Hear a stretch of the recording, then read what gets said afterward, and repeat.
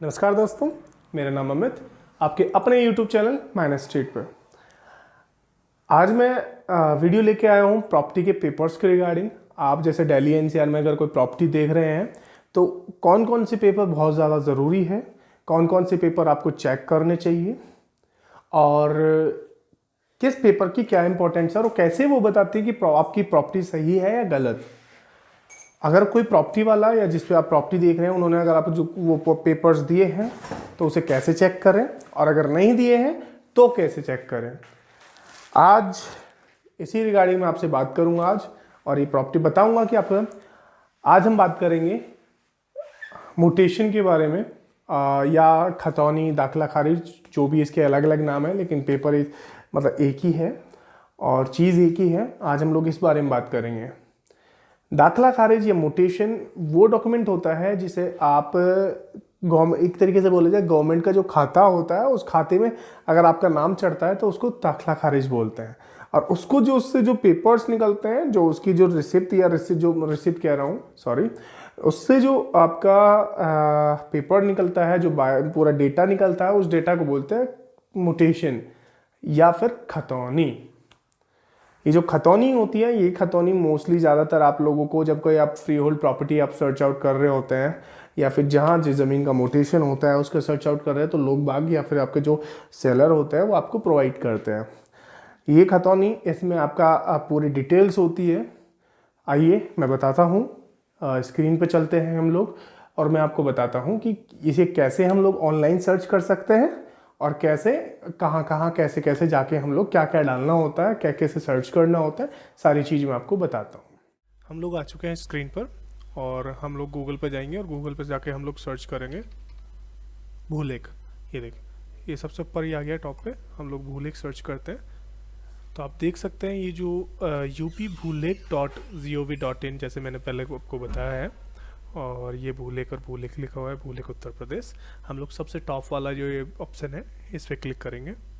आपका स्टेट जो है आप उसके हिसाब से आप कर सकते हैं और चूज़ कर सकते हैं। अब ये यूपी ही आ गया, भूलेख उत्तर प्रदेश का, यूपी का भूलेख आ गया। तो इसमें हम लोग अब क्या करेंगे, तो जनपद चुने। जनपद मतलब आपकी जो डिस्ट्रिक्ट है, आप जो आपका ज़िला है, आप वो सर्च कर सकते हैं इसमें। अभी हम लोग जो काम करते हैं वो करते हैं गौतम बुद्ध नगर, नोएडा, ग्रेटर नोएडा में। ये गौतम बुद्ध नगर ज़िला है, इसमें हम लोग ने किया। अभी आ गया तहसील चुने, ठीक है। तो इसमें गौतम बुद्ध नगर, जेवर, दादरी, हम लोग दादरी के अंदर आते हैं तो हम लोग दादरी सेलेक्ट करेंगे। अगर आप इसमें से कोई भी आता है तो आप उसमें सेलेक्ट कर दीजिए। अब दादरी पे क्लिक करते के साथ में यहाँ पे जो लिस्ट खुली है, ये ग्राम, विलेज, जो भी आप गाँव, जो भी आप कह सकते हैं, जो कहना चाहते हैं कह सकते हैं, या फिर जो है ये गाँव है इसके अंदर आए हुए, और ग्राम चुने। अब आप इधर ये जो क ख ग देख रहे हैं, ये क्या है कि ग्राम का पहला अक्षर चुने, या फिर आप पर्टिकुलरली ये देख सकते हैं इंडिविजुअल, आप अपना इस लिस्ट में से फाइंड आउट कर सकते हैं, देख सकते हैं, ढूंढ सकते हैं। तो हम लोग अभी जो देख रहे हैं वो देखेंगे, हम लोग देखेंगे भूमि गोल्ड एवेन्यू फेज़ 1 जो हम लोग डिलीवर कर चुके हैं। तो वो है बिस्नोली में, यानी कि बिस्नोली उसे बोलते हैं, लेकिन चालू मतलब वो जो स्टार्ट होगा वहाँ से होता है। तो ये देखिए वैदपुरा और बिस्नोली।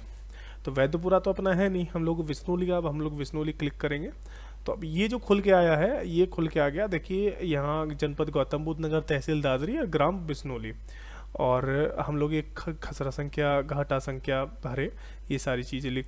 यहाँ पे हम लोग यहाँ कीबोर्ड से नहीं भर सकते, ये ध्यान रखिएगा। आपका कीबोर्ड चाहे मोबाइल में आप बना लिख मतलब सर्च कर रहे हो या फिर आप सर्च कर रहे हो कंप्यूटर पे, लैपटॉप पे, यहाँ कीबोर्ड काम नहीं करेगा। यहाँ जो नीचे इनका जो सेल्फ कीबोर्ड दिया है, वर्चुअल कीबोर्ड जो है ये, इस पे हम लोगों को ये टाइप करना होगा जो हमारा खसरा संख्या है, जो आइडेंटिफिकेशन नंबर ऑफ प्रॉपर्टी है, वो आप सर्च कर सकते हैं यहाँ पर, वो मतलब वो टाइप कर सकते हैं। तो हम लोग हमारा जो है वो 249 है।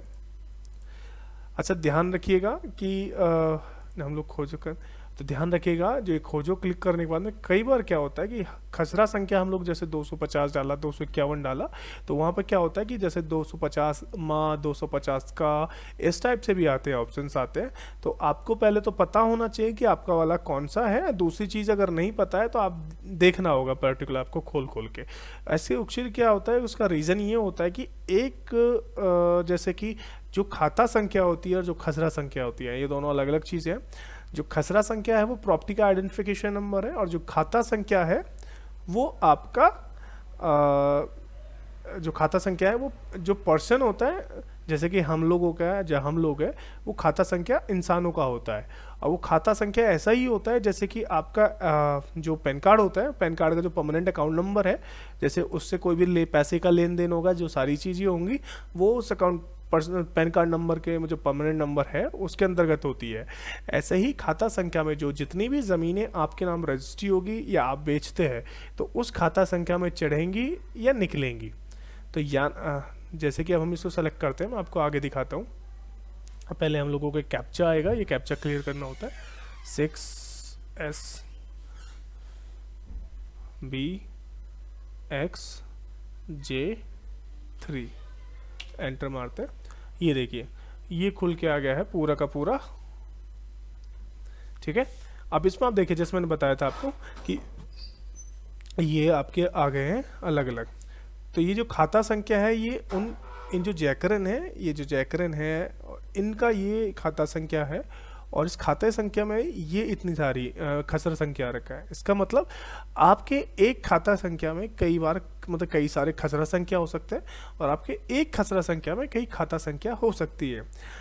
अब मतलब कि जैसे कि अब ये जो खाता संख्या है आपकी, ये इंसान का नंबर हो गया, और मतलब उनको एक मिला हुआ एक अकाउंट हो गया। उस अकाउंट में आपकी जो प्रॉपर्टी है वो 251 में भी है, या 251 माह में भी है, 201 में भी है, 249 में भी है, 261 माह में भी है। यानी कि एक इंसान की कई प्रॉपर्टी हो सकती है जो कि उस खाता संख्या में चढ़ी हो। तो और जो एक खसरा संख्या है उसमें कई खाते संख्या हो सकते हैं, यानी कि एक खसरा संख्या में कई मालिक भी तो हो सकते हैं ना एक ज़मीन के, तो वो उस टाइप से होता है।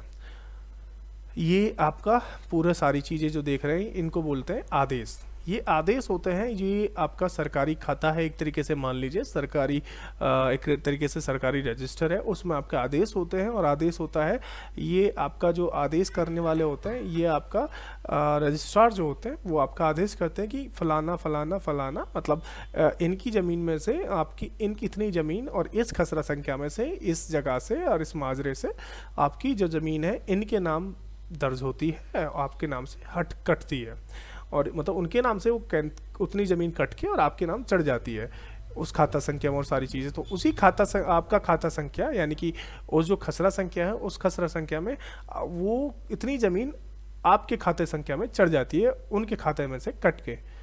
तो यानी कि फिर आपका भी एक तरीके से देखा जाए तो आपका भी यहाँ जुड़ जाएगा, क्योंकि आपके अगर आप 251 है, सपोज कीजिए मैं अभी 249 सर्च कर रहा हूँ, 251 है जो भी है, ये एक ही ऑनर के हैं सारे के सारे, 251 माए और सारी चीज़ें।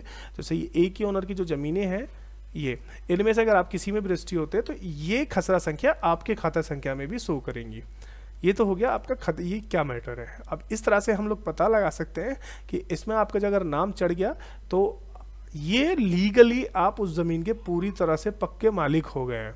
अगर इन फ्यूचर में कोई भी चीज़ होती है, कोई भी तरीका का अगर भगवान ना चाहे, मतलब अगर कोई भी दिक्कत होती है तो ये बहुत ज़्यादा मददगार होती है, क्योंकि ये सरकारी एक तरीके से देखा जाए तो सरकारी खाता है।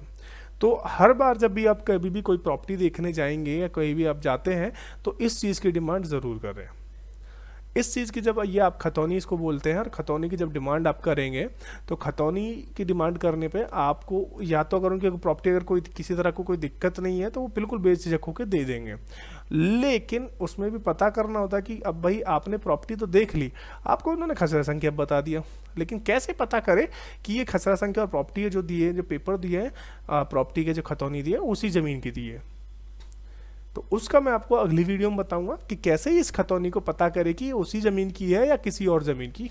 क्योंकि अगर आप कहीं जाते भी हैं, सपोज कीजिए आप पेपर दिखाने गए तो पेपर तो सही होंगे, क्योंकि अगर कोई पेपर दे रहा है तो सही देगा, लेकिन क्या ये पेपर उसी ज़मीन के, वो कैसे पता चले? क्योंकि उनको तो नहीं मालूम होगा जिनको भी आप चेक कराएंगे, वो तो सोचेंगे आप इसी में कोई प्रॉपर्टी या कोई चीज़ ले रहे हैं तो आपने इसी में लिया है तो हाँ ये सही है, आप ले लीजिए।